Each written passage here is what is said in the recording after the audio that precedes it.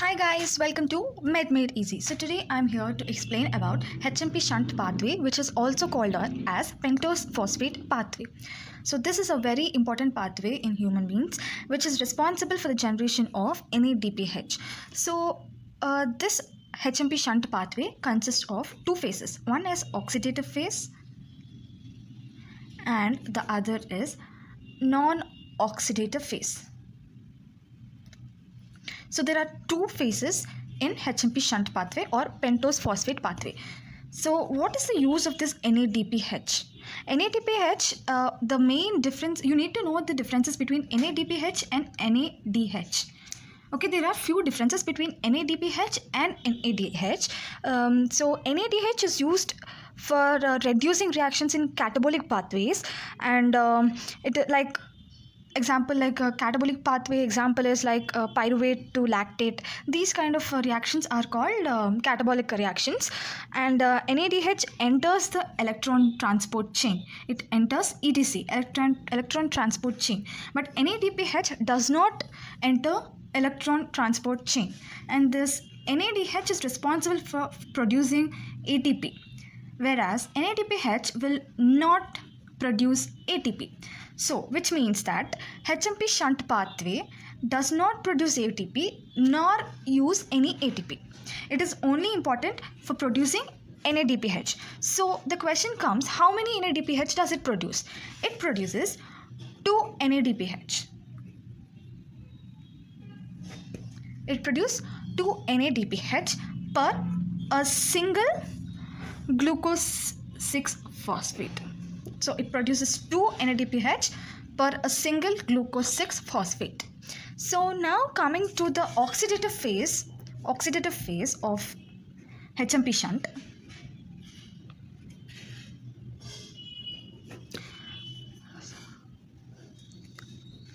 The first step is conversion of glucose 6-phosphate to 6-phospho gluconolactone. It is so big, I understand. Phosphogluconolactone. Split it into 3 parts. And the enzyme which is responsible is glucose 6-phosphate dehydrogenase. So this is the first step of oxidative phase. In this, 1 NADPH is produced. 1 NADPH is produced in the first step of oxidative phase. Now coming to the second step, this 6-phosphogluconolactone is converted to 6-phosphogluconic acid. So the enzyme responsible here is hydrolase. Here no NADPH is produced, and this is the second step of oxidative phase. And the third step of oxidative phase is the 6-phosphogluconic acid is converted to ribulose 5-phosphate. Here again 1 NADPH is produced from NADP+. What does this plus sign indicate? I think many of them will be having a doubt that NADP+. What does this plus indicate? It means that it can accept a hydrogen ion. So that is the reason we put this NADP+, so that hydrogen comes and attaches to this, which becomes NADPH. Now this is ribulose 5-phosphate. So this is the end of oxidative phase. Now coming to non-oxidative phase. Non-oxidative phase. So as we notice that there is a production of ribulose 5-phosphate in the oxidative phase. So this ribulose 5-phosphate get epimerized or isomerized. If it get epimerized, it turns into xylulose 5-phosphate. If it gets isomerized, it turns into ribose 5-phosphate. This is the fourth step. In non-oxidative phase, it is the first step, but in the overall HMP shunt pathway, it is the fourth step. Now coming to the fifth step, where this transketolase happens. So the xylulose 5-phosphate turns into glyceraldehyde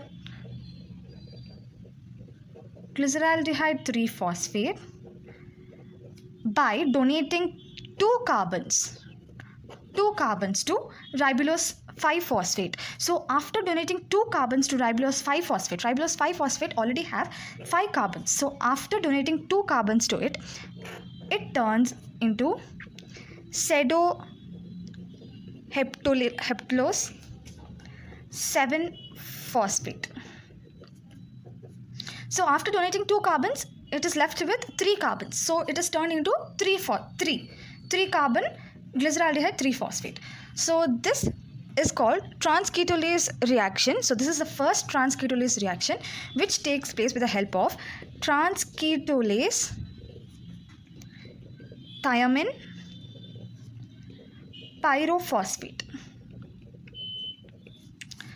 So normally in thiamine deficiency, this step will be hindered. So coming to this is the fifth step of the overall HMP shunt pathway. Now coming to the sixth step, this glyceraldehyde 3-phosphate turns into fructose 6-phosphate, and this pseudoheptulase 7-phosphate converts into erythrose 4-phosphate. How does this happen? It happens by donating 3 carbons to glyceraldehyde 3-phosphate. 3 carbons from the pseudoheptulose 7-phosphate is given to the glyceraldehyde 3-phosphate to convert it into 6 carbon fructose 6-phosphate. So the leftover after giving 3 carbons is 4. So erythrose 4-phosphate, which is of 3 carbon, is formed. So now this is the sixth step. This is the sixth step of HMP shunt pathway. So now coming to the seventh step. What happens is xylulose 5-phosphate. Xylulose 5-phosphate, which is formed by the epimerase of the ribulose 5-phosphate.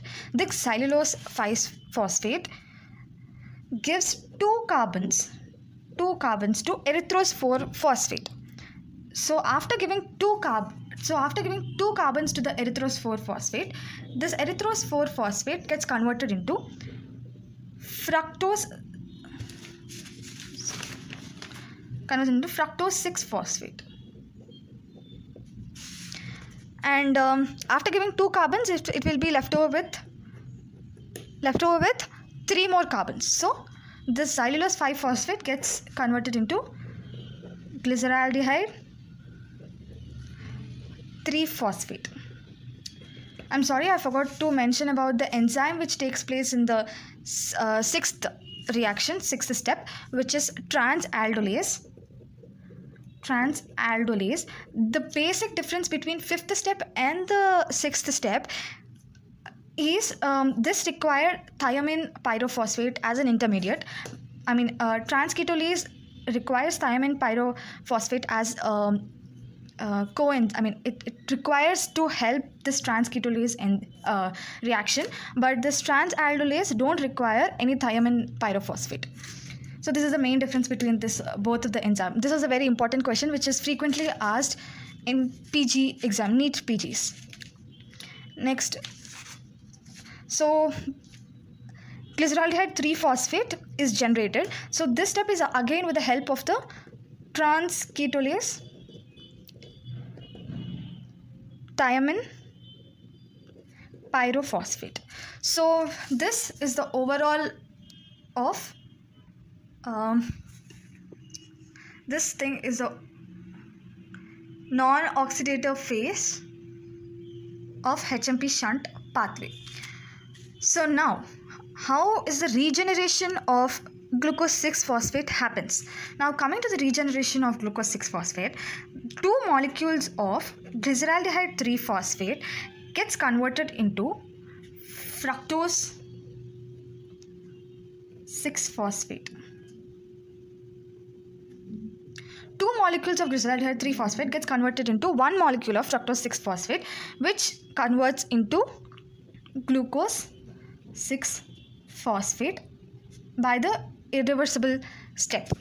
So this is the regeneration of glyceraldehyde 3-phosphate. It's regeneration of glucose 6-phosphate from glyceraldehyde 3-phosphate. This glucose 6-phosphate will be again used in the oxidative phase, which again produces 2 NADPH per a single glucose 6-phosphate molecule. So this is the overall thing of the HMP shunt pathway. I hope it is clear. If you like this video, then don't forget to like, subscribe and share. Bye.